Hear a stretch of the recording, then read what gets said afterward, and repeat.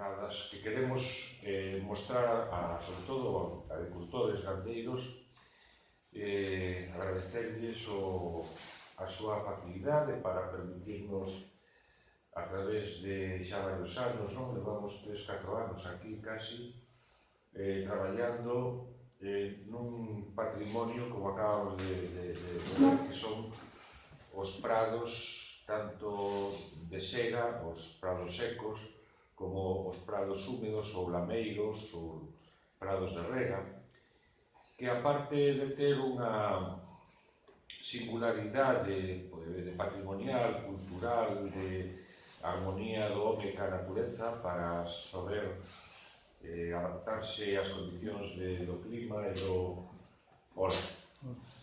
tan duro que hai aquí, pois outras zonas como Portugal, por exemplo, na zona de Trás-os-Montes, Lleréis, están considerados incluso patrimonio pola UNESCO.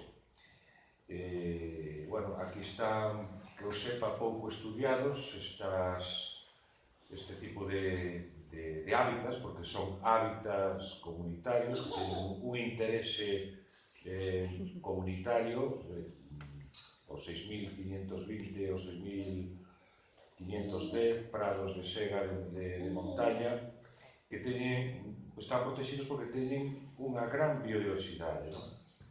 O problema que estamos vendo é que co abandono que está sufrindo esta comarca, non? Que se inzan de xestas ou de matorral e así estamos perdendo esa paisaxe, pero tamén ese hábitat de biodiversidade, como comprobamos evidentemente, non? Cando se deixa de cultivar por home, de utilizar estes prados de sega, moitos dos cuales xa non se poden ni entrar, nada máis que a cortar a man, cagadaña, pois perdese toda esta biodiversidade que debería estar protegida porque ten un altísimo valor, non? E aparte estamos vendo que son cortalumes, estamos vendo que deberían ser protegidos porque a continuidade na paisaxe é o problema maior, ou un dos problemas que estamos tendo en Galicia da xestión da biomasa para protegernos dos incendios, xa que teñen un valor de servicios ecosistémicos que é preciso dar a coñecer a sociedade para que a sociedade, a través das súas forza e da súa inquietude, pida a administración que é a que fai o crowdfunding de todos os nosos impostos para que se adiquen o que teñen que adicarse. Os cartos temos que exixir na sociedade, nos urbanistas, que estamos cada vez máis preocupados, sobre todo os fines de semana do campo, pois que se utilice pola administración os fondos públicos de forma que favorezcan o que teñen que favorecer, os servicios ecosistémicos, os servicios que dá esta actividade á sociedade e así tamén, como vemos, evitar os incendios e evitar. Non pode haber, por exemplo, turismo se non hai paisaxe. A paisaxe do Courel é espectacular, agora en outono, ademais, un patrimonio que calquera que teña un mínimo de sensibilidade, pois que vimos da costa, que está cheo de eucaliptos, pois que todos as temporadas iguales, primavera, verano, outono, aquí sí que se ve ese cambio de color de cores,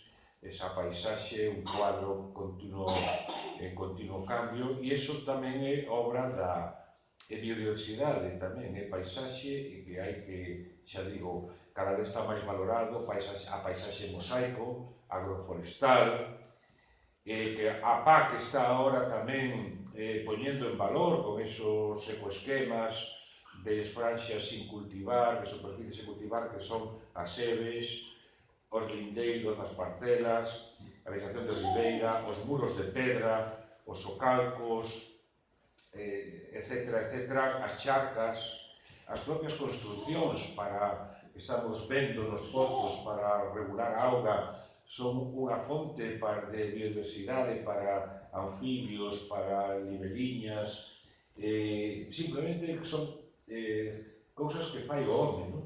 E sobre todo tamén esas canes, esas presas, esos regos, esos calzadas que son azules. Pois esa palabra tampouco non me acordaba. Bueno, quero agradecer a Víctor, que non puido vir, Víctor Álvarez, que é o noso contacto aquí con todos os gandeiros. Supoño que o coñecedes a Víctor Álvarez,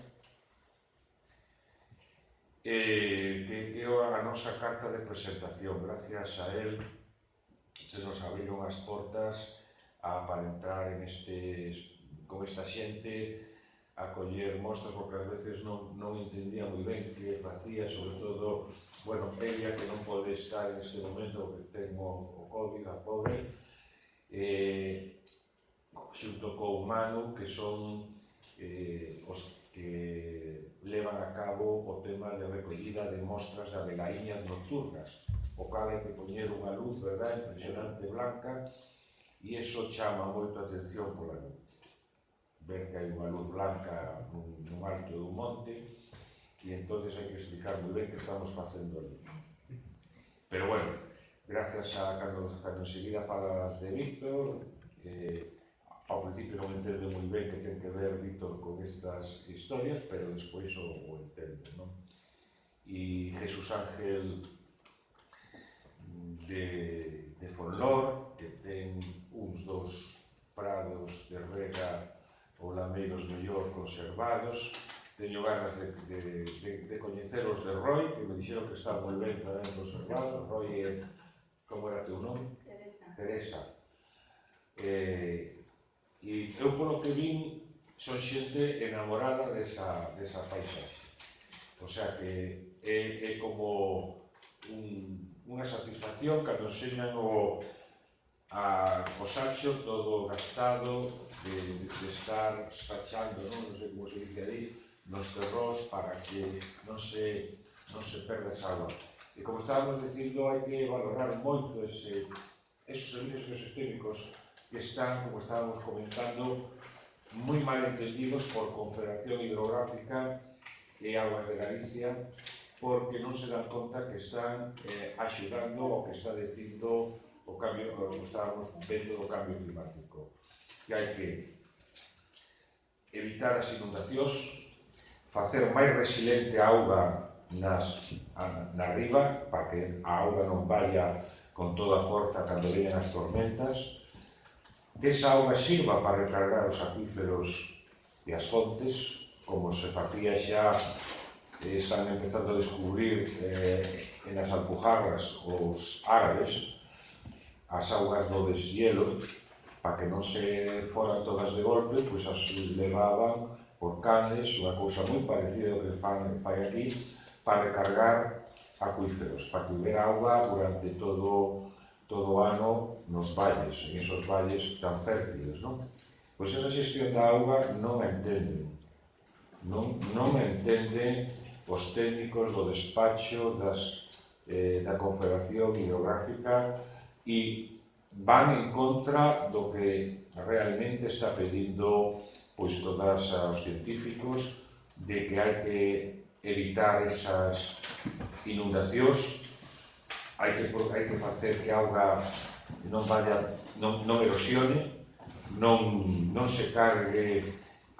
Me decía un gandeiro que gracias a que a auga vai pasando polos surcos, polos regos, se carga de saltóns, de bichos que logo van a comer as troitas, fan de filtro toda esa sedimentos que hai, que se pode producir a veces pola erosión, se filtran e vai a auga limpa, etc. Bueno, pues todo esa maravilla que son servicios que están facendo os que cuidan os prados de rega, os lameiros, non son entendidos, non son día a día a PAC, que deben ser compensados. Deben ser compensados. Eso pon no regulamento da PAC, que está dicíndonos que temos que ter unha confluencia maior en España entre a política agraria común e os planes hidrolóxicos de Cuenca, de Cunca, ou de Bacía.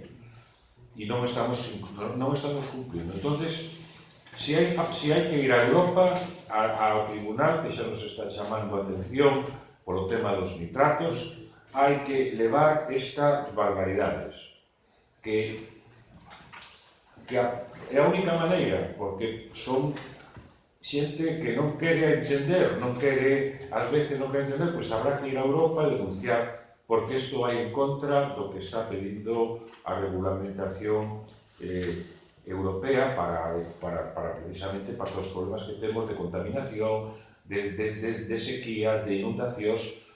Isto que podía ser un elemento que axude a evitar, a amortiguar todos estes problemas, está sendo incluso, pois xa digo... Bos días a todos. Hoxe imos presentar o noso traballo que se basea na realización dun protocolo para avaliar a diversidade florística dos prados baixo manexo tradicional na zona do Courel. Primeiro hai que indicar por que son importantes as pradeiras, porque moita xente lles dá menos valor que, por exemplo, a bosques, cando en realidad en zonas temperadas as pradeiras incluso poden ter máis especies e máis diversidade que hábitats como os bosques ou as matogueiras. Sin embargo, estes hábitats están empezando a desaparecer, a perder, a abandonarse. Claro, por que desaparecen? Sobre todo a partir de mediados finais deste século. Pois aquí temos tres motivos. Por exemplo, a intensificación organdeira, que moitas pradeiras, para producir máis, pois transforman a pradeira e plantan unha ou dúas especies de interese forraxeiro, e toda a diversidade que ten, por exemplo, 40 plantas que pode haber nunha pequena parcela, pasan a ser dúas, e xa moita diversidade se perde nese proceso. Ou tamén, por exemplo, de xente que tiña que manexar 10 parcelas, que pasa a manexar menos parcelas, e entón cada parcela ten máis carga gandeira, e isto provoca que se reduzan a cantidade de especies, únicamente queden especies que resistan moito pero que non indican tan boa calidade de hábitat. Tamén o cambio de uso de terras é outro factor que aquí no Courel, neste caso, non é tan grave como na costa, por exemplo, de plantacións de eucaliptos. E, sobre todo, o máis importante é o abandono rural. Aquí temos, na esquerda, unha imaxe desta mesma zona, dos anos 50, o punto vermello é o do Courel. Esta imaxe é o primeiro voo americano, do 56 concretamente, que está en branco e negro, e vemos claramente como os bosques, por exemplo, aquí temos unha masa de soutos, outra de soutos, e vemos como, se comparamos a imaxe da esquerda, que é dos anos 50, coa actual, como a cantidade de bosque aumentou moitísimo, e moitas pradeiras, sobre todo nesta zona da montaña, veigas a carón do río Lor, desapareceron moitas delas. E por que nos centramos no Courel? Porque este proceso está ocurrindo en moitas serras ao longo de Galicia, porque o Courel é unha das zonas máis diversas de Galicia, conta con un 40% das especies de plantas de toda Galicia. Moitas delas son endémicas, ou quere dicir plantas que teñen unha distribución moi pequena dentro do mundo, que, por exemplo, esta de aquí, que é unha especie pequena en zonas de calcáreas, que Campánula sullens, únicamente está presente no Courel, serras limítrofes e en todo o mundo, non está en ningún sitio máis. E tamén especies que teñen distribución reducida en Galicia, como a falla, que fora do Courel e Ancares non está presente en toda Galicia. E claro, esta reducción de hábitats abertos, sobre todo ao longo do século XX, favoreceu unha maior preocupación social que despois plasmouse a nivel legal sobre a conservación do medio ambiente. E claro, antes, sobre todo, había un punto de vista máis productivista de, por exemplo, este prado mellor porque dá máis hai mellor pasto, as vacas dan máis leite, por exemplo.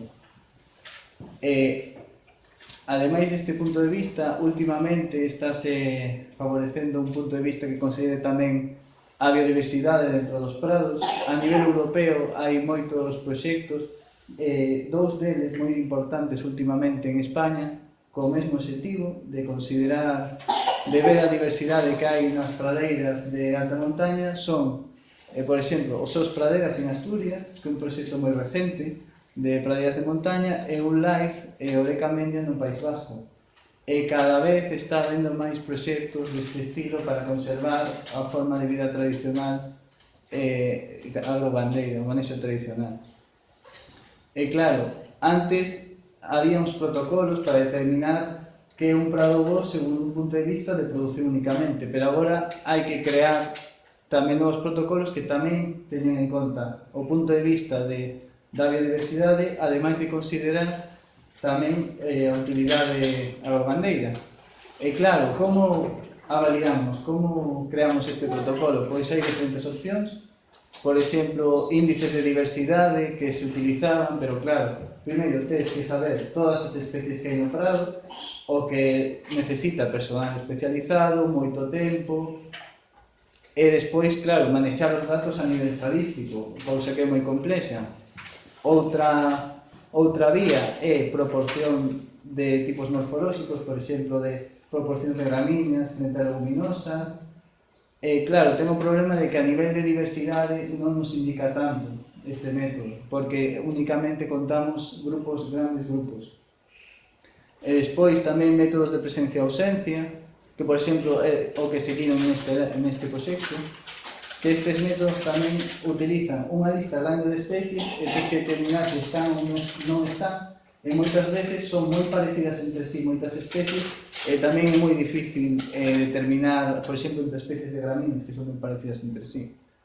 Polo que, vendo que se facía noutros países, pois vimos esta publicación que se basea en algo máis simple, que é o método de Opperman e Buller, que ten varias vantaxes, que son instruccións máis simples, que indica o propio método as instruccións que tens que seguir, e tamén especies que non sexan moi difíciles de identificar, porque o problema é que moitos utilizaban ou gramíneas ou especies que tens que utilizar un microscopio ou lupa binocular para diferencialas, o que é moi complexo, e inclúe un listado fotográfico para que sexa máis fácil o uso para persoas non tan especializadas.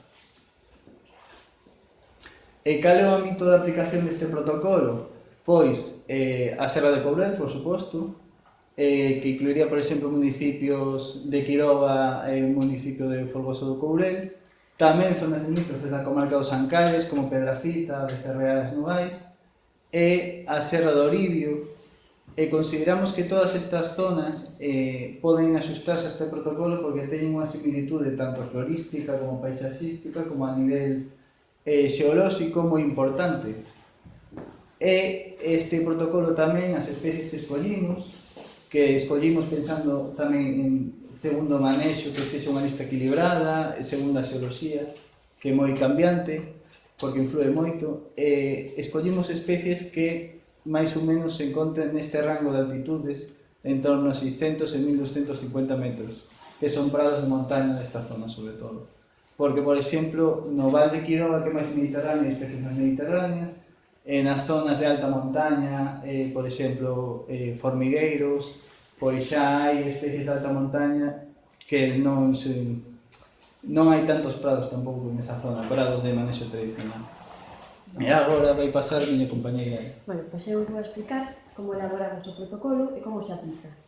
Ben, entón, para a elaboración do protocolo, o primeiro que tivemos que hacer foi unha selección de especies indicadoras de boa conservación dos prados do Courel. Para iso, tivemos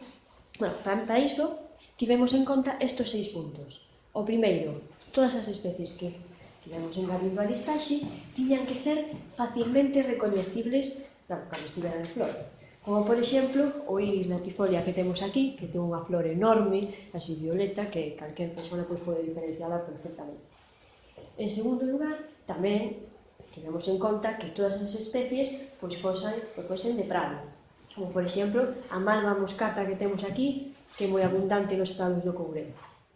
En terceiro lugar, tamén tivemos en conta que foran especies indicadoras de boa conservación, como a malva moscata outra vez, temos aquí, claro, excluindo todas aquelas especies que non indicaron a boa conservación, como por exemplo o rúmex. O rúmex é unha especie moi ruderal, de ambientes moi nitrófilos. En cuarto lugar, tamén tivemos en conta que esas especies non foran ni excesivamente raras, como pode ser o fieito este pequeniño que temos aquí, que hai nos prados no Courel, que se chama Botrychium, moi pequeniño, moi raro, então, para diferenciarlo e atopalo complicado, ou que fosen excesivamente abundantes, como por exemplo o plantago lanceolata, que hai tanto en prados ben conservados como en prados que están con moitos nutrientes excesivamente nitrófilos. En quinto lugar, tamén tivemos en conta que todas esas especies tiveran unha certa sensibilidade á perturbación, que son especies que teñen que estar en prados con un nivel de manexo. Non vamos a añadir especies que non toleraran nada o manexo. E por último, tamén tivemos en conta que esas especies estivesen citadas por outros autores no Courel con anterioridade. Outros factores que tivemos en conta a hora de elaborar esa listaxe de especies indicadoras foi a litoloxía. Sabemos que nas serras orientais de Galicia a litoloxía é moi variada. Temos solos básicos e ácidos, polo que quixemos que a nosa listaxe representase esa variabilidade, escollendo especies de solos ácidos e de solos básicos. Despois tamén quixemos que a nosa listaxe representara tanto prados húmidos como prados secos. Os prados húmidos son prados higrófilos, os prados secos son intermedios, mesófilos e xerófilos. Escollendo especies tanto que habiten en prados húmidos, como por exemplo a glechoma que temos aquí, e tamén especies que habiten en prados secos, como por exemplo o lupino. Ben, por último, para a elaboración desa listaxe tamén tivemos en conta o manexo, escollendo especies que as houbera en prados de dente e en prados de seda. Ben, entón, nun primeiro momento tiñamos unha listaxe enorme, de 132 especies, claro, iso non é manexar. Pero, bueno, esa listaxe que nos utilizamos para a elaboración máis tarde dunha listaxe reducida que pode utilizala calquer persona. Bueno, con esa listaxe tan enorme, fixemos dúas táboas. Nunha táboa clasificamos as especies segundo estiveran en prado húmido ou prado seco, e na outra as clasificamos segundo esas tres categorías xeobotánicas, que non son nada máis e nada menos que prados de sega de dente e prados básicos. Pois estas dúas táboas enormes as levamos aos prados de estudo e fomos marcando as especies que nos ian aparecendo nos prados. Tamén, se nos aparecía algunha especie que era moi interesante, a engadíamos a nosa listaxe.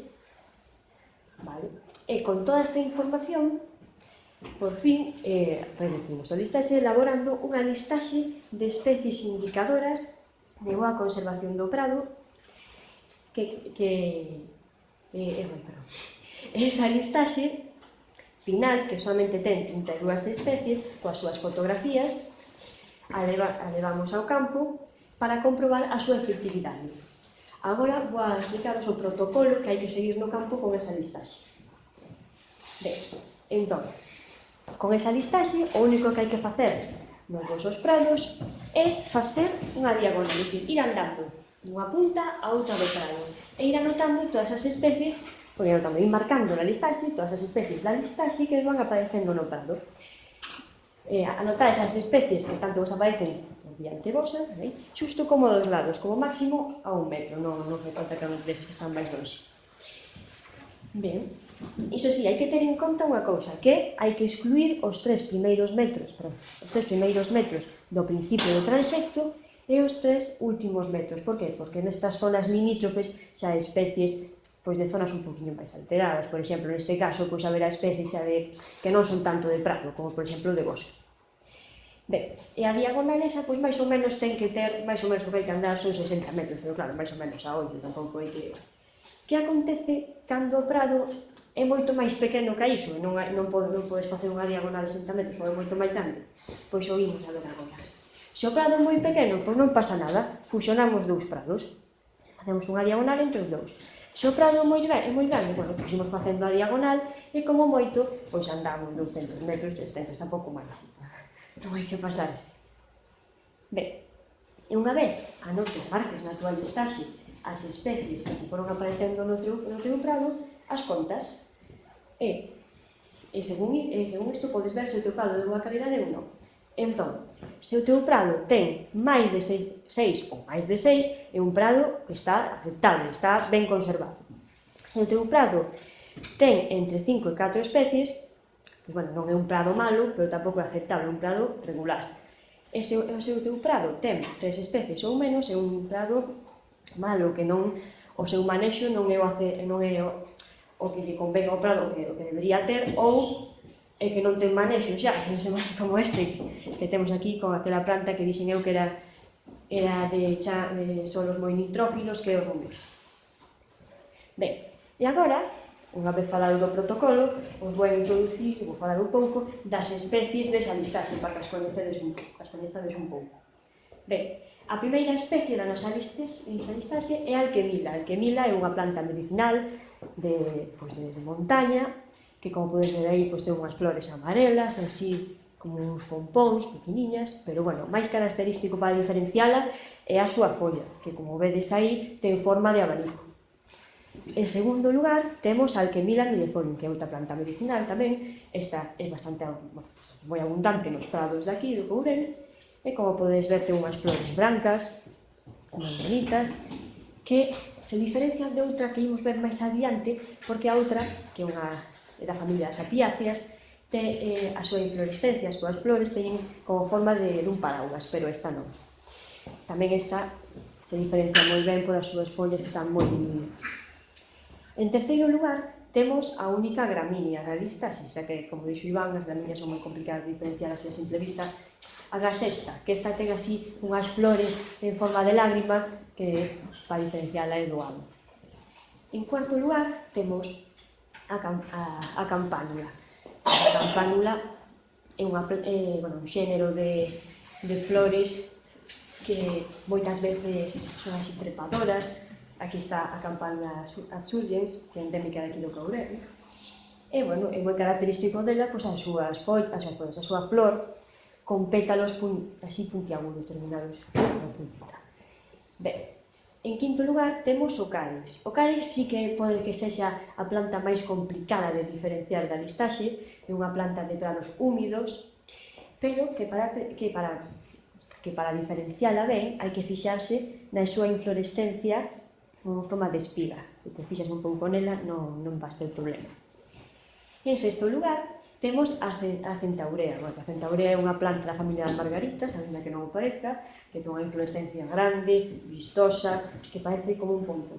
Esta, eu penso que é moi fácil de diferenciar. En sétimo lugar, temos a zanoria silvestre. Esta é aquela planta que dixen eu que se parecía a aquilea, que ten unha inflorescencia tamén bastante grande, branca, pero esta ten en forma de parábolas. E para diferenciala de outras apiáceas, pois se diferencia moi ben porque ten, como vedes no centro, unha flor vermella.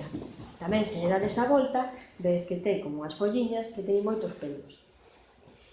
En oitavo e noveno lugar temos dúas plantas que son de prados húmidos. Unha é a Fragaria vesca, que é a fresa, que está moi fácil de diferenciar por as súas flores brancas e as súas follas que teñen 3 lóbulos. E outro lado tenemos a cola de cabalo, o equiseto, que este, así a simple vista, se parece un pouco a un piñeiro pequeno, pero, bueno, a textura del é distinto. E, ademais, se fixades aquí na zona de inserción das follas, onde salen as follas, que vedes que son follas moi finiñas, que saen deste punto de aquí, e ten, pois, fixándonos aquí, é fácil de diferenciar, bueno, e vendo tamén. En décimo lugar, temos o gallo e a cruciata, que son dúas plantas da mesma familia, son prácticamente parecidísimas. A cruciata ten as flores amarelas e pequeniñas, e o gallo ten as flores brancas.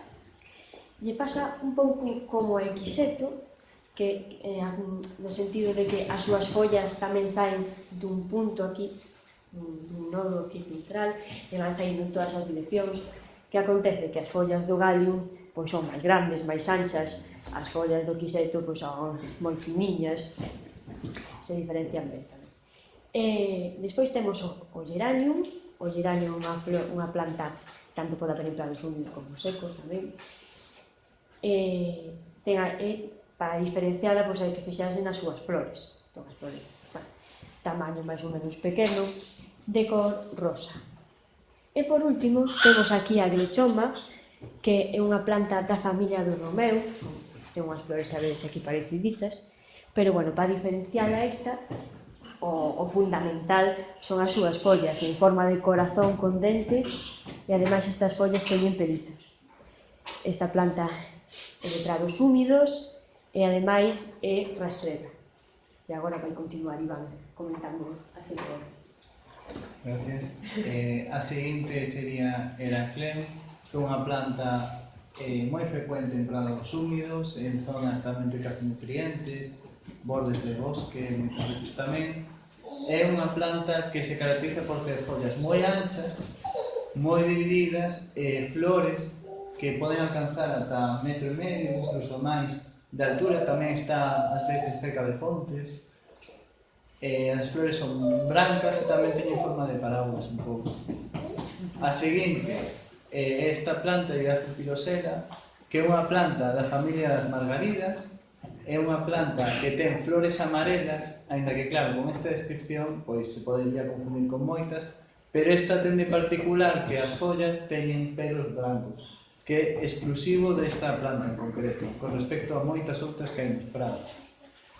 A seguinte, o Iris latifolia, que para mí sería a planta máis bonita do listado, é unha planta que cando está en flor é inconfundible con calquera outra, flor violetácea azul moi grande, é moi inconfundible con outras. Seguinte, o Linguiene, é o lino ou liño, pero o parente silvestre desta especie. E cando está en folla é máis difícil distinguila porque é moi pequeniña. A flor si é máis grande, é branca azulado con radios azuis que saen do centro da flor. Esta planta, sobre todo, está en prados pastoreados. A seguinte, Leucanthemum vulgare, que é moi parecido a unha margarida, pero se diferencia primeiro en que é moito máis grande, alcanza 30 centímetros ou máis, e tamén as follas, que nunha margarida saen as follas, xusto por enriba do chan saen todas as follas. En esta saen as follas a distintos niveis de altura. E ademais as follas son un pouco serradas e na margarida son máis circulares e sen dentes. A seguinte, Linaria elegans, é unha planta que ten esta flor moi característica, violeta, asimétrica tamén. É unha planta tamén que está máis en zonas secas e zonas acedas. Despois agora temos dúas plantas da familia das leguminosas, que é unha familia típicamente forraxeira. Temos o xénero Lotus, que ten as follas parecidas aos trebos, a alfalfa, ese tipo de plantas, pero un pouco máis estilizadas, pero o máis característico é a flor, que é unha flor amarela e que xusto no ápice forma moitas flores amarelas xuntas, que así se pode diferenciar de outras parecidas. Por exemplo, aínda que pola folla sexa parecido un trébol, despois esta flor non é típica de trébol.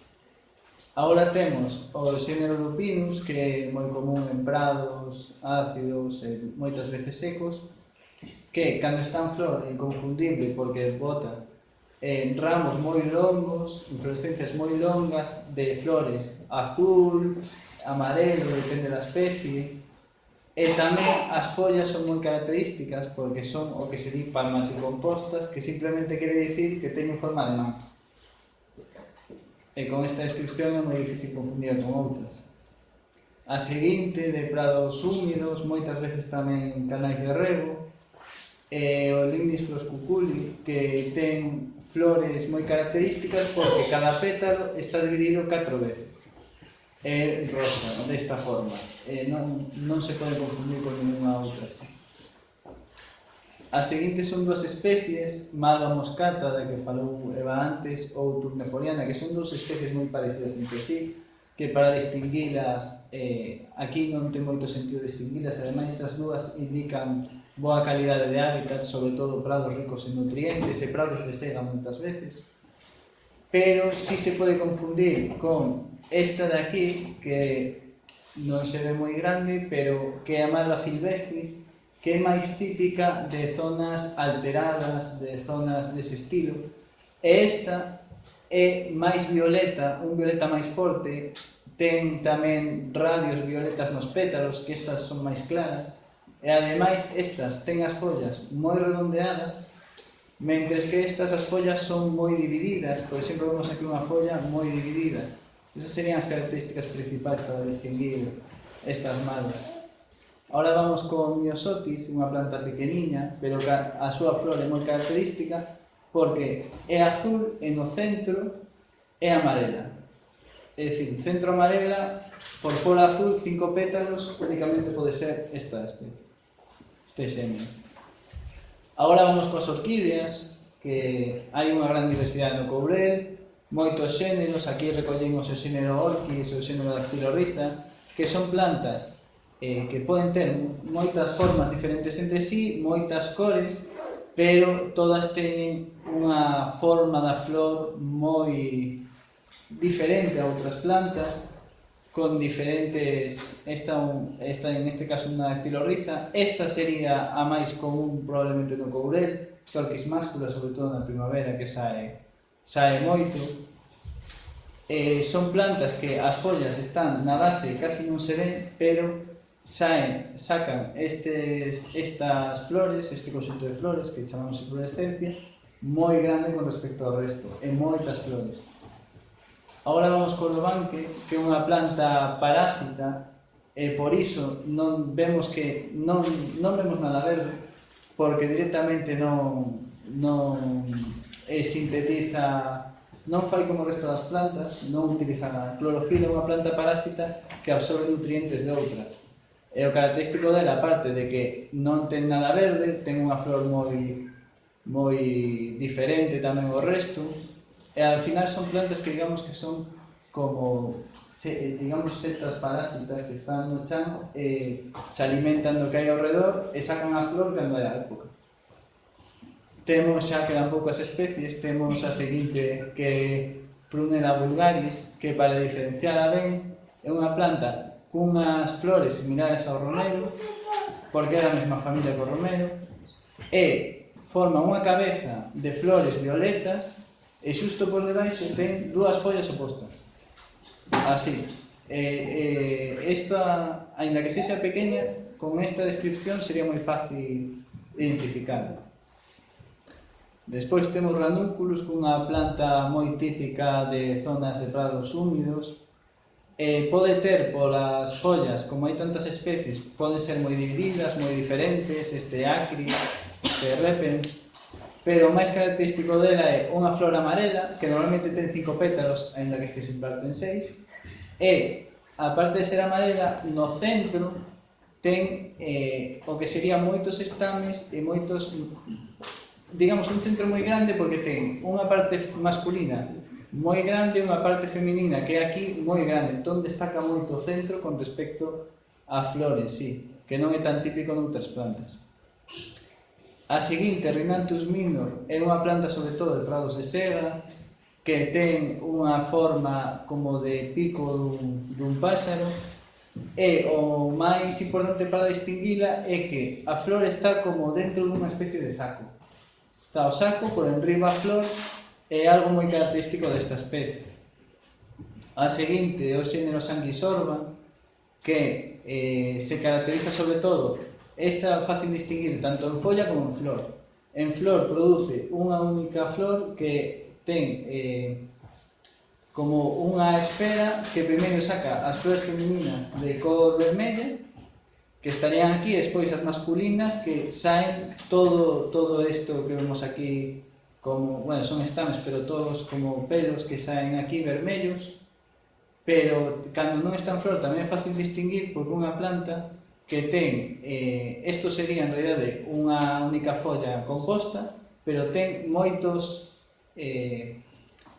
pequenas subunidades chamadas foliolos divididas que poden chegar ata 8 pares, 9 pares de forma non moi alargada e pinchudas, e con esta descripción é difícil distinguirla con outras.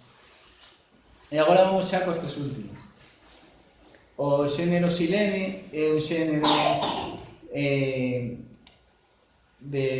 relacionado, por exemplo, con Lignis que vimos antes. Ten flores, porque aquí o máis característico son as flores, sobre todo, que poden variar de cor, pero teñen esta forma curiosa que están divididos cada pétalo en dous, poden ser rosas, blancas ou outras cores, e o máis importante tamén é que xusto baixo a flor, baixo que vemos dos pétalos, ten como unha especie de cápsula que chega moi abaixo e aí estaría insertado o ovario. Entón, vese como aos pétalos arriba é unha cápsula de cor marronáceo. Claro, non se ve moi ben porque é moi pequena a imaxe, pero é así.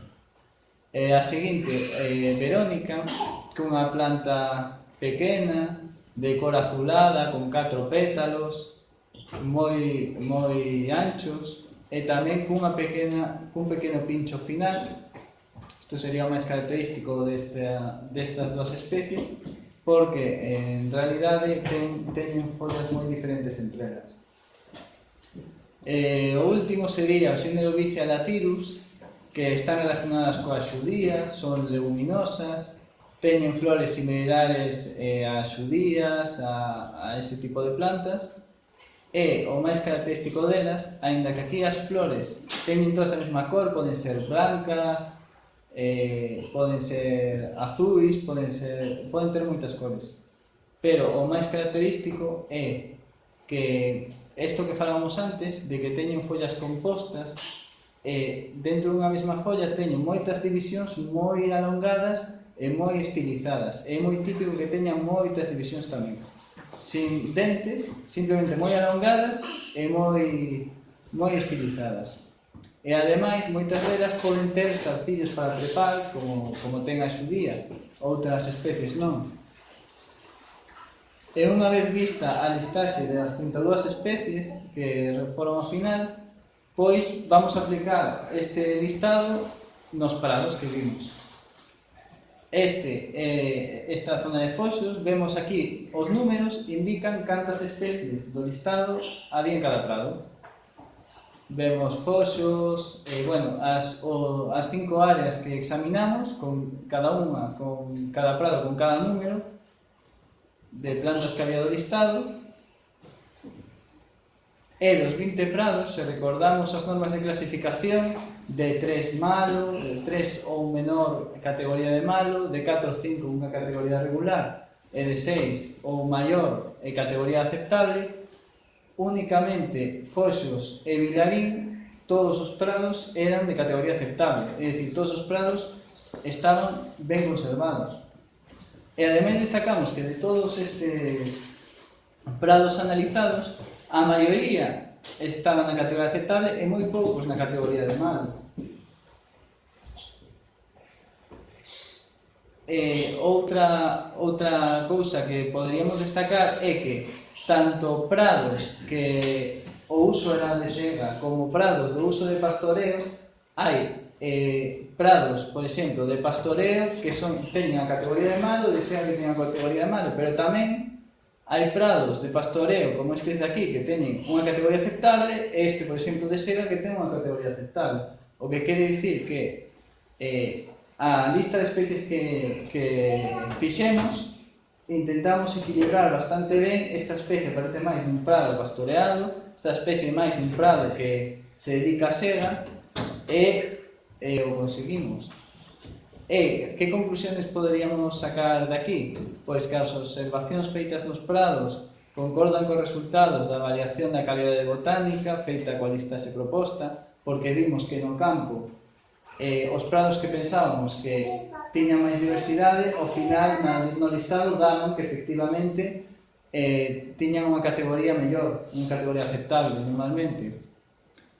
E, ademais, pensamos que, visto a practicidade do protocolo, podría ser de interés a aplicación noutros prados, noutros sitios, noutros hábitats, noutros tipos de prados tamén, de moitas formas.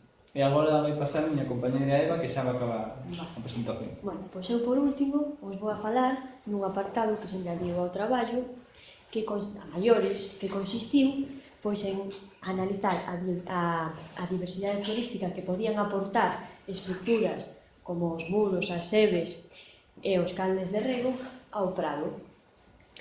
E para iso, o que fixemos pois é nesos prados que visitamos para a parte anterior, pois fomos aos muros, as sebes e os canles de rego e fixemos un transecto de 25 metros ao longo desa estructura, fomos anotando as especies que nos ian aparecendo.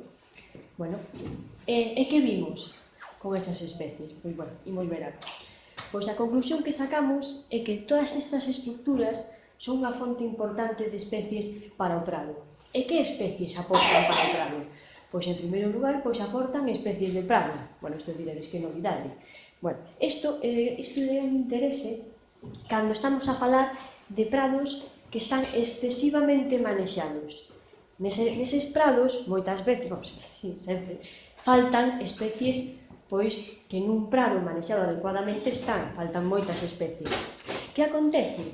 Que nestas zonas que estudamos, os muros, as sebes e os canles de rego, poden albergar esa flora que falta no prado, é dicir, poden ser como un reservorio do prado. Un reservorio que nun futuro se adecúa ao manexo do prado, pois esas plantas poden pasar a colonizar de novo o prado. É dicir, é un reservorio de flora do prado que protexe ao prado das alteracións. Ben, en segundo lugar, se nos centramos nos muros de pedra, que plantas nos aparecen ali? Pois plantas rupícolas, como pode ser o sedum, que temos aquí esta foto das follas solo, que ten unhas flores blancas. Plantas rupícolas como o sedum, os líquenes, os musgos, e tamén, pegadiños aos muros de pedra, tamén nos aparecen outras plantas que son de chans moi finiños, chans pedregosos, como pode ser a jasione, que temos aquí, con esta flor violeta. Despois, nesas zonas, nesos límites dos prados onde hai paso de ganado, pois son zonas tamén un pouquiño máis alteradas, que teñen unha cantidade un pouco superior de nitróxeno ou de outros nutrientes, entón nos aparecen plantas máis tolerantes a esas cantidades de nutrientes, como pode ser o Aconito vulparia ou Pentaglotis sempervirens. Se pasamos aos canles de rego, pois ali atopamos especies de zonas máis enchupadas, máis desolagadas, como pode ser esta piácea, que só teño aquí a folla, que é o Charophyllum ou a menta acuática.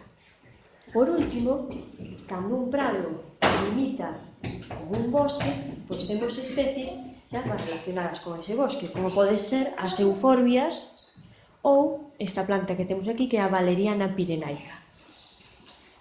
Ben, aquí terminamos a nosa presentación. Moitas grazas pola vosa atención e moitas grazas ao Grupo Naturalista Habitat por permitirnos facer este traballo.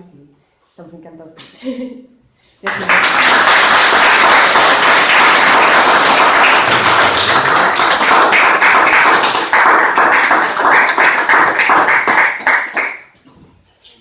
Como suelo mezclar materia orgánica con suelo mineral y todos esos tipos.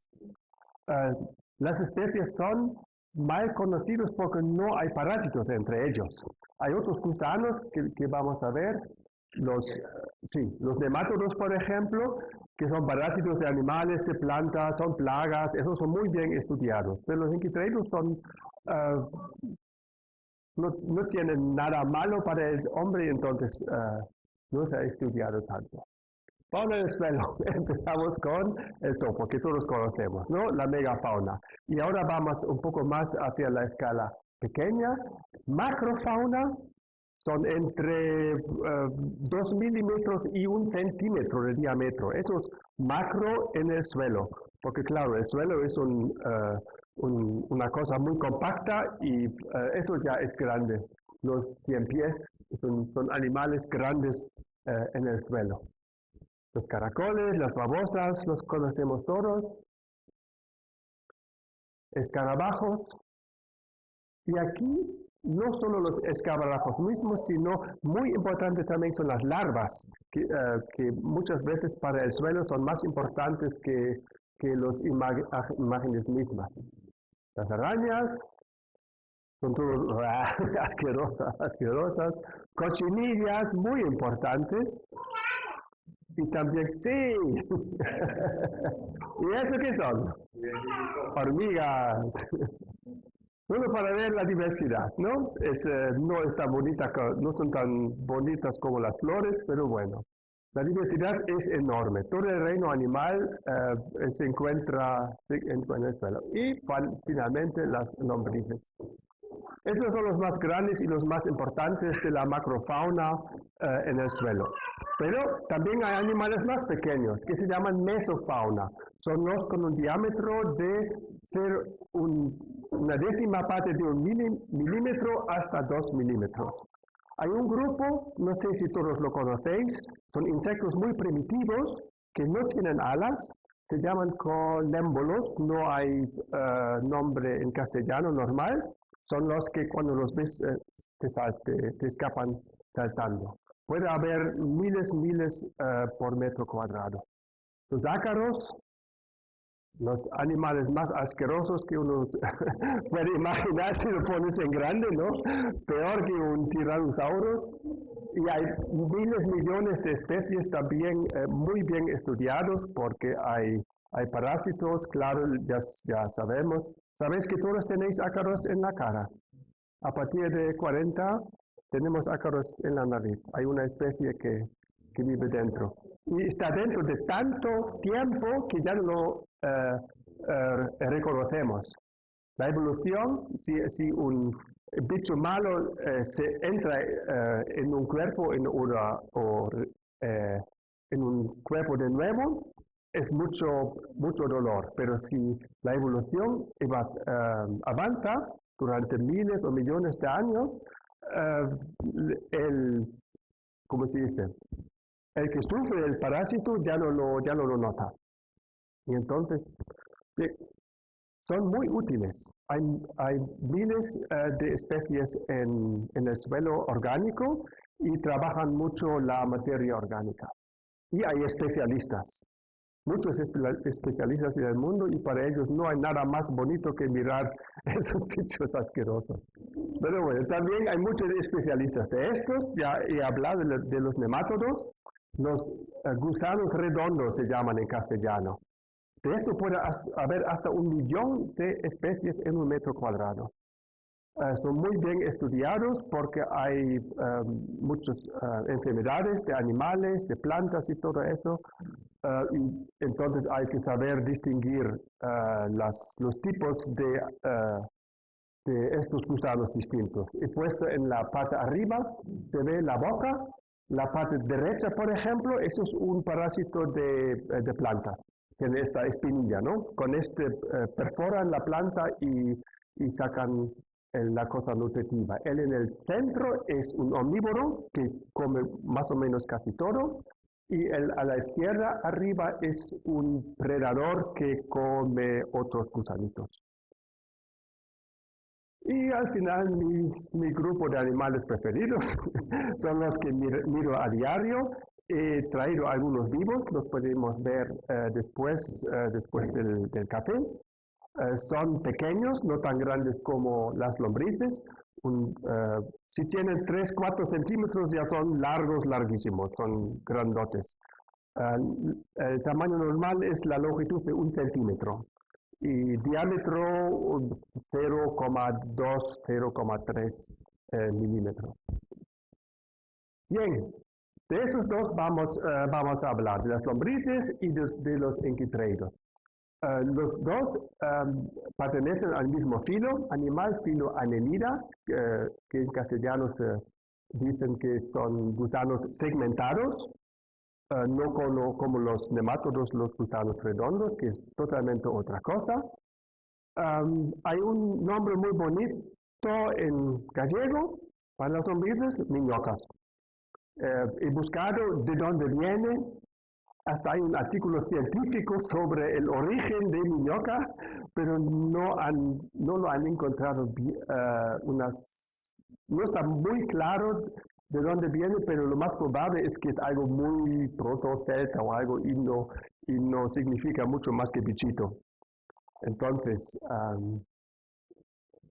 es bonito, minhoca, más bonito que lombriz en mi juicio. Para equitreiro no hay nada. Los brasileiros han encontrado microminhoca. Entonces, si hablara galego, no puedo, desgraciadamente, iba a hablar de microminhocas. Eso, sí. Bien, seguimos. Esos dos gusanos son grupos de gusanos son hermafroditas o hermafroditos, ¿sí? Hermafroditas, sí. Tienen los órganos masculinos y femeninos como las plantas en el mismo individuo. Se reproducen poniendo huevos y el huevo está en un cocón y desde este huevo eclosiona un gusano perfecto. Ya tiene todo, tiene los segmentos, salvo los órganos de reproducción, ni larvas ni nada. ¿Cómo? Un cocón, ¿cómo se llama? A la derecha se ve no el huevo, sino el cocón. El cocón es una capa protectora dentro de la que se desarrolla el huevo. Eso se puede ver también en los suelos a veces. Las lombrices tienen un tamaño de 5 milímetros hasta 8 milímetros. Es así. Los lombrices tienen una región en el cuerpo que es un poco más espeso, que se llama clitelo. Y esta región produce una sustancia, ¿cómo decirlo?, gelatinosa, que luego se hace duro. Cuando está gelatinosa y está alrededor del cuerpo del gusano, pone un huevo en tu cuerpo y esta sustancia gelatinosa. Luego se tira atrás y hasta la cabeza, esta cosa se cierra por los dos lados y dentro está el huevo. Y así puede es contra la predación, pero también contra sequía y es una protección para el desarrollo del huevo. A ver, seguimos. Sí. ¿Qué hacen lombrices y equitreiros? Ya lo sabemos, que trabajan el suelo. De donde viven, eso es lo que comen. No comen y viven en otro lugar. ¿Cómo decirlo? Su entorno es lo que ellos comen y los que ellos han comido. Entonces, producen, ¿cómo decirlo? Ellos afectan cada aspecto del suelo mineral y del suelo orgánico. Porque todo lo que vemos, todo lo que el suelo que tú cojas con una pala, ha pasado por el intestino de una lombriz. Y no una vez, sino una infinitud de veces. Cientos hasta miles de veces en el pasado. Por eso se llaman, en la ciencia, les han llamado ingenieros del ecosistema, porque ellos crean lo que es el suelo ahora mismo. Y esto es un proceso que siempre, por todas partes, ubicuito, es continuo todo el tiempo, salvo cuando hay mucha sequía, y es un proceso muy denso que hay en cada parcela que uno considere. Y así, esa es la idea, o ese es el concepto, contribuyen a lo que se llama un suelo saludable, a la salud del suelo. Un breve excurso, ¿qué podría ser un suelo saludable? Salud del suelo, ¿qué es? Es un concepto que todos conocemos, supongo, está ahora en la política. El suelo experimenta muchas amenazas de erosión, de contaminación, de sellado y todo encima y hecho más duro y más fuerte por el cambio climático. Entonces es un marco hacia el que se orientan acciones para mejorar el suelo, para que sea bueno. Pero la cuestión clara es, ¿qué es un suelo bueno? ¿Qué es un suelo saludable? He leído mucho en las publicaciones, cada uno lo hace un poco a su manera, pero todos coinciden que la definición de un suelo saludable tiene algo que ver con su función, con su relación hacia el ser humano, porque nosotros usamos el suelo. Se podría decir que un suelo saludable es un suelo que funciona, pero no se gasta funcionando en esta manera. Esta función, claro, está relacionada con el uso humano, como producción de alimento, como ganado o bosque, producción de fibra y combustible, pero también relacionado con procesos naturales. Entonces, un suelo que en la manera que está y que funciona, mantiene su biodiversidad. Es un suelo saludable. Entonces, también es un concepto extendido en el tiempo. No se puede, no es una cosa puntual, sino algo continuo. Bien, es un poco al lado toda esta cosa, pero ese es el marco, es el horizonte que podríamos decir justifica porque uno empieza a trabajar con esos animales de lombrices y enquitreidos. Claro, si se habla de función, se podría preguntar cómo funciona el suelo de verdad. Y para decirlo francamente, nadie lo sabe, porque es el proceso tan más complejo, salvo nuestro cerebro mismo, que se puede imaginar en esta tierra, porque todos los componentes se mezclan, físico, sólido, líquido, gaseoso, materia inorgánica y orgánica está mezclada íntimamente. Hay miles hasta millones de especies, sobre todo también bacterias y hongos, de los que no he hablado, y todos interactúan, y a escalas diferentes aún. Y lo que ocurre a una escala de 1 micrón influye a cosas que ocurren a escala de 1 centímetro, 1 milímetro, y es imposible de estudiarlo de manera sistemática. Pues bien, lo que sabemos es, no sabemos cómo funciona el suelo, pero las lombrices son importantes ingenieros de este sistema. Entonces, un breve repaso de lo que hacen las lombrices. Primero contribuyen a la formación del suelo. Ellos mueven los compartimentos hacia arriba, desde abajo hacia arriba, los ejes, por ejemplo, como vemos a la derecha, y también desde arriba hacia abajo. Cogen las hojarascas, las ingieren, pasa por su intestino y dejan esta materia orgánica más abajo en el suelo. Puede ser ellos pueden recoger hasta un 90% de los residuos vegetales en un terreno. Y el suelo que se transporta puede aumentar a varios toneladas por hectárea. La formación del suelo, la estructura, también está formada por ellos, por el mocos que hacen, por las galerías que hacen.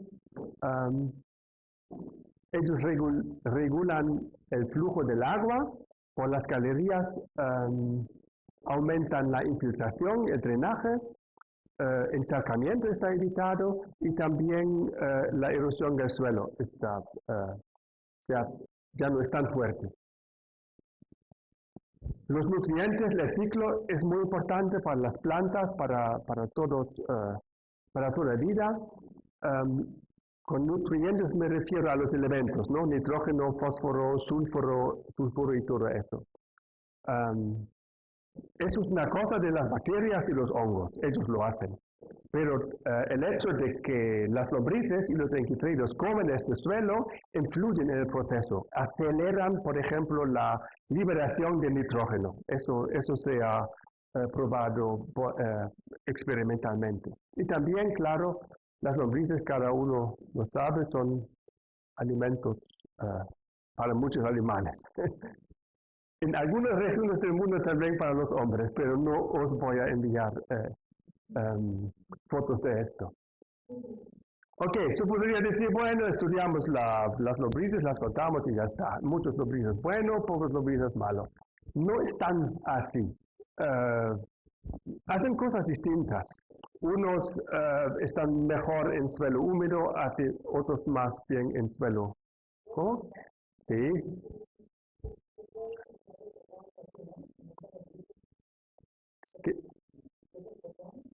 El cocón no se puede ver, en esas lombrices se ve el clitelo, la región que es un poco como un cinturón a la derecha, ¿no? Hay una región del cuerpo que cubre unos segmentos, 5, 6, 7 segmentos. Eso es nada más que la piel un poco más gorda, es una especie de glándula. Y eso produce el cocón. ¿Se puede imaginar? Si no, quizá puedo enseñarlo mejor luego. Pues bien, diversidad ecológica. Unos viven en el suelo húmedo, otras hacen la misma cosa más en suelo seco, unos más en suelo ácido, otros en suelo más neutro, y también unos viven más en la superficie y cogen la hojarasca, y otros viven más en el suelo mineral y comen el suelo mineral con muy poca materia orgánica. Entonces sí que es importante que hay más de una especie porque hacen cosas distintas o el conjunto de las especies optimiza el proceso de trabajar el suelo. En Galicia tenemos más de 50 especies de lombrices. No está mal, porque si uno mira a una lombriz, es todo lo mismo, ¿no? Y es más que en Alemania misma. Y es porque los países nórdicos han sufrido la glaciación y un glaciar elimina totalmente la fauna. Y los lombrices, salvo los que están relacionados con el uso agrario de los humanos, se mueven muy lentamente hacia el norte. Y claro, con la glaciación, cada especie, todas las especies endémicas están erradicadas. En Galicia sí que tenemos algunas que son endémicas. Bueno, el estudio, la hipótesis, teniendo en cuenta todo lo que he hablado, salud del suelo, lombrices, función y tal, es que la diversidad de anélidos edáficos en un cierto lugar, cuando lo investigamos, indica el estado biológico del suelo y que permite evaluar la salud del suelo. Esa es la idea. Si va a ser así, bueno, vamos a ver, ¿no? Estamos en ello. Y relacionado con el caurel, la diversidad de anélidos en los pastos de caurel refleja el manejo sostenible de los mismos. Era mi idea que todos los pastos son buenos, ahora sabemos algunos no son tan buenos, ¿no? También hay malos en el caurel, pero bueno, vamos a ver cómo es la cosa. 3 categorías tenéis que memorizar, son esquemas, digamos, caracterizaciones ecológicas de las lombrices, tipos. Es una simplificación, pero es muy útil.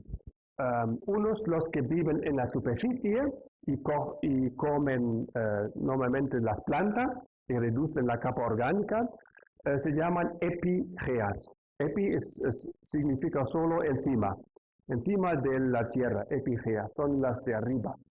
En el medio, los que viven, los comen el suelo mineral, se llaman endogeas. O endógeas, no lo sé, no, cómo cómo se pronuncia, no sé, en ojeas.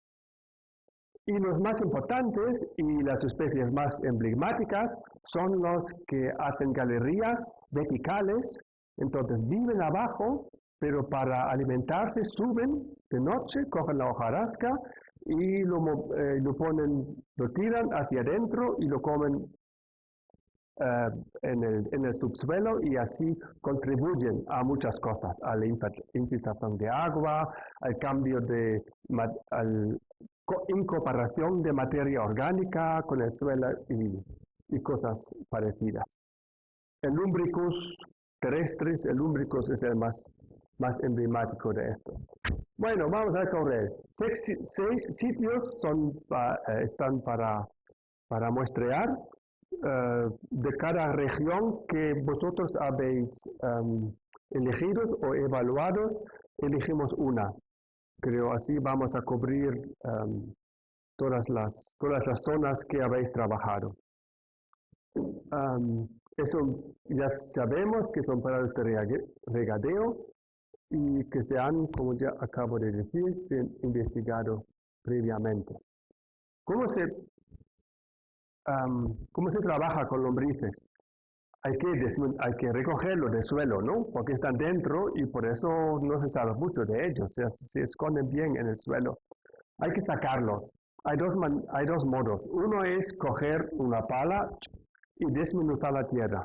Eso funciona, pero tarda mucho. Otro, como lo vemos aquí. Otro es lo que voy a enseñar después del café. Espero que funcione. Quizá las lombrices no les gusta tanto el frío. Nunca he mostrado en tanto frío. Espero que funcione. Se pone un líquido con una sustancia irritante en el suelo y cuando entra las lombrices no van hacia abajo, sino por una razón que nadie sabe, arriba para escapar de esto. Antes se hizo con formol, hoy en día ya no está bien visto porque no es de los más agradables en el medio ambiente y ahora se usa una pólvora de mostaza. ¿Cómo se llama? No. Polvo de mostaza, sí, en cierta concentración y eso funciona bastante bien.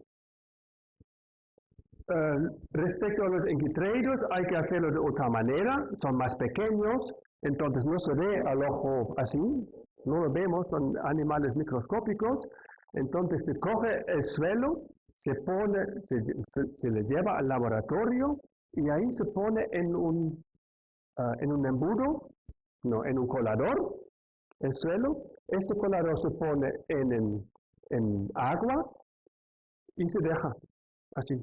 Durante un día o dos, si uno quiere acelerarlo, se pone una fuente de luz.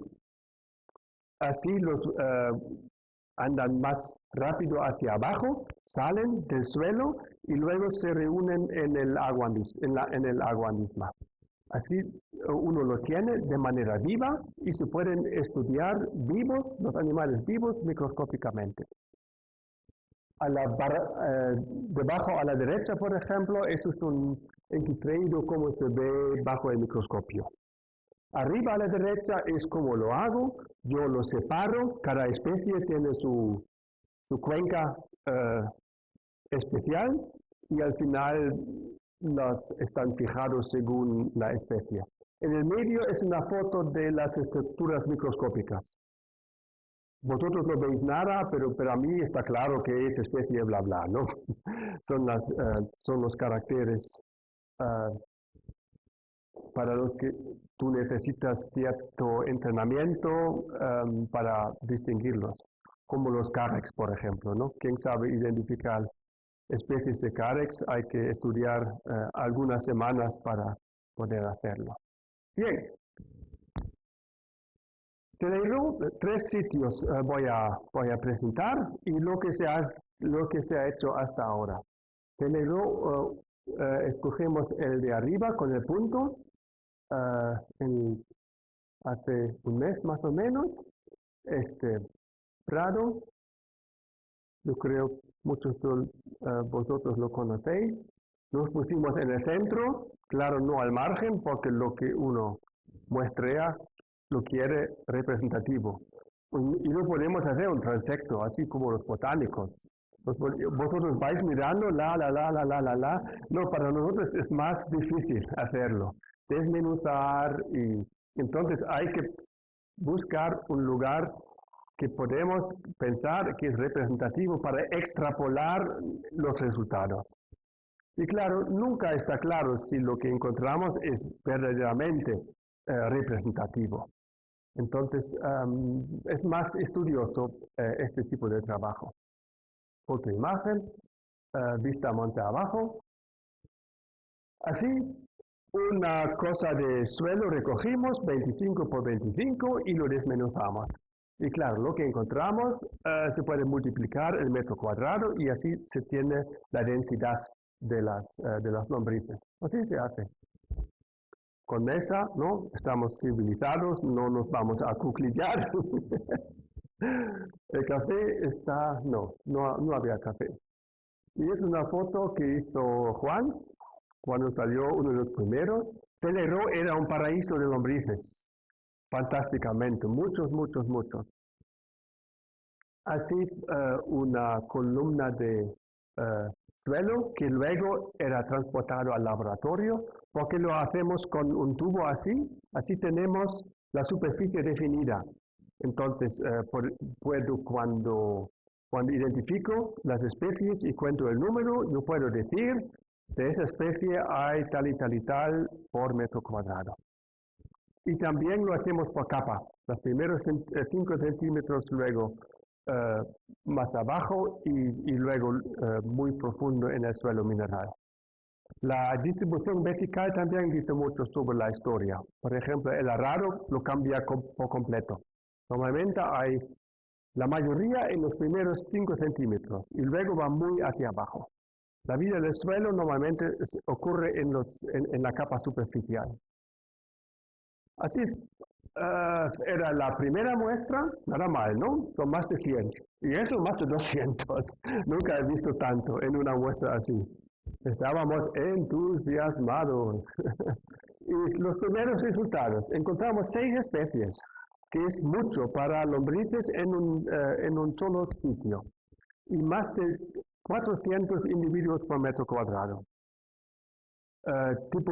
Los 3 tipos ecológicos están representados. ¿Os acordáis? Epigeas, endogeas y anéficas. Entonces es fantástico. En quitreiros, 12 especies, que de hecho no es mucho. Normalmente hay más especies de estos.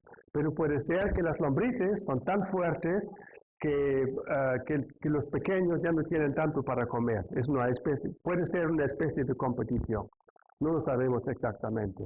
La abundancia es dentro de lo que sería, dentro de esperable, más de 25.000 por metro cuadrado.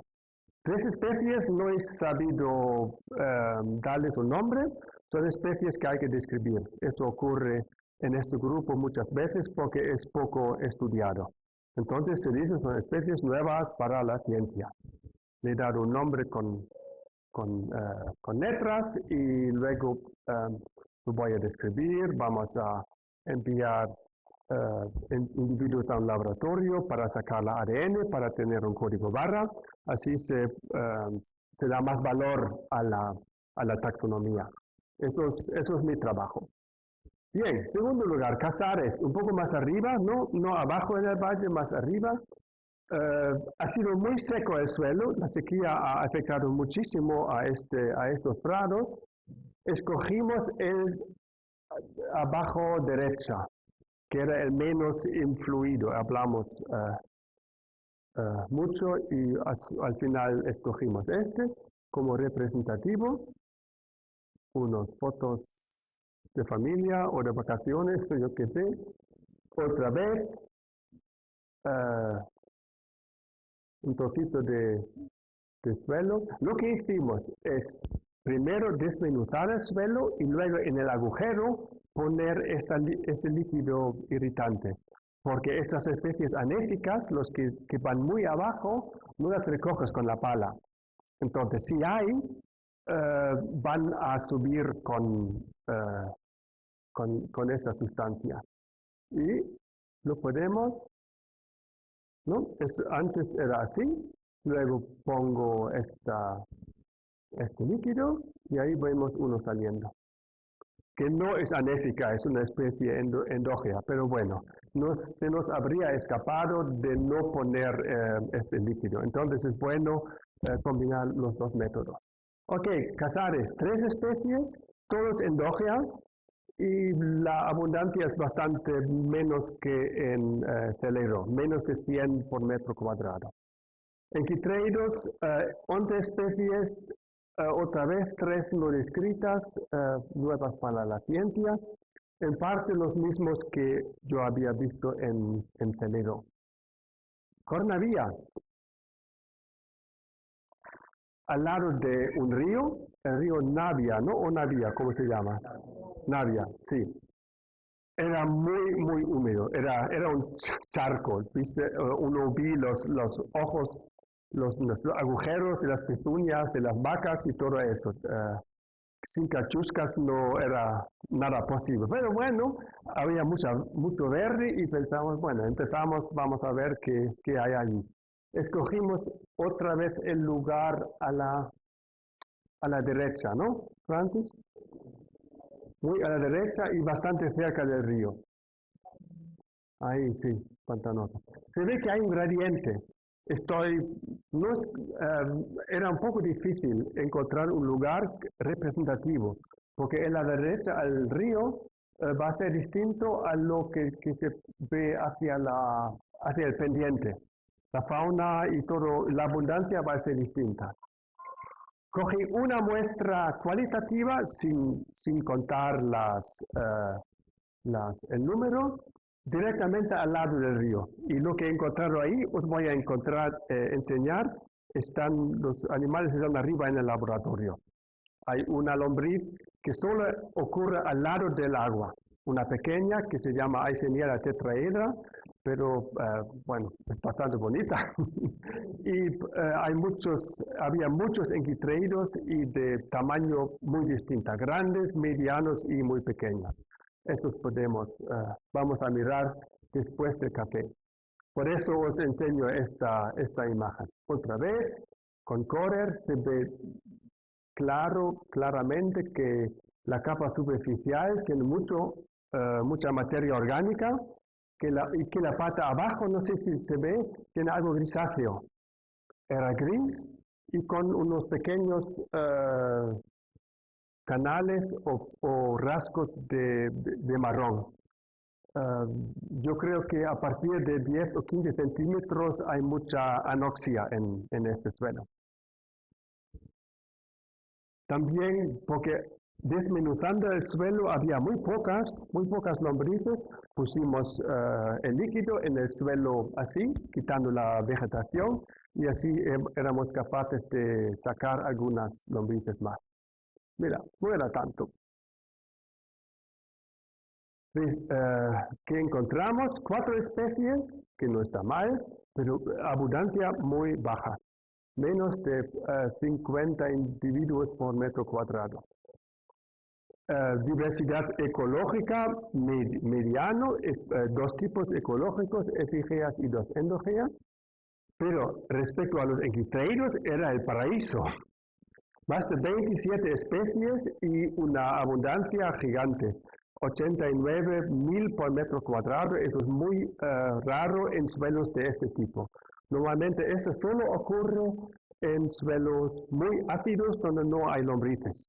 Entonces yo creo, no está claro, pero es bastante probable que en este prado es demasiado húmedo para las lombrices. Había mucha materia orgánica y las especies enquitreidos fueron aprovechando de esto, o en esta oportunidad a una gran diversidad y a una gran abundancia. 5 especies aquí que no he podido identificar. Vamos a ver qué nombre les voy a dar. Cornaviensis o algo así. O a Juan Castroy. Bueno, eso es lo mismo que Sí. Eso es lo que yo acabo de decir, solo un resumen preliminar. No voy a repetirlo, no es mucho, pero eso es lo que se ha hecho hasta ahora y vamos a ver cómo siguen los demás. Un listado de los nombres de las especies. El de arriba, Lumbricus frendi, es el más grande. Interesante es el medio que vamos a ver. Ahí señala tetraedra, esta especie acuática. No tan comunes son el número 5, Sachelius madeirensis y Dendrobena atensi arriba. Estos no son raras, pero no se encuentran tantas veces. Los demás son los que que normalmente se encuentran en suelos que están trabajados por el ser humano, en suelos agrarios. Y ya está. Gracias por vuestra atención y por la paciencia y por el interés. Y vamos a seguir y a ver qué sale de este trabajo. Me encanta mucho poder relacionarlo con otros grupos de fauna y de flora. Eso es interesantísimo poder hacerlo. Pues muchas gracias.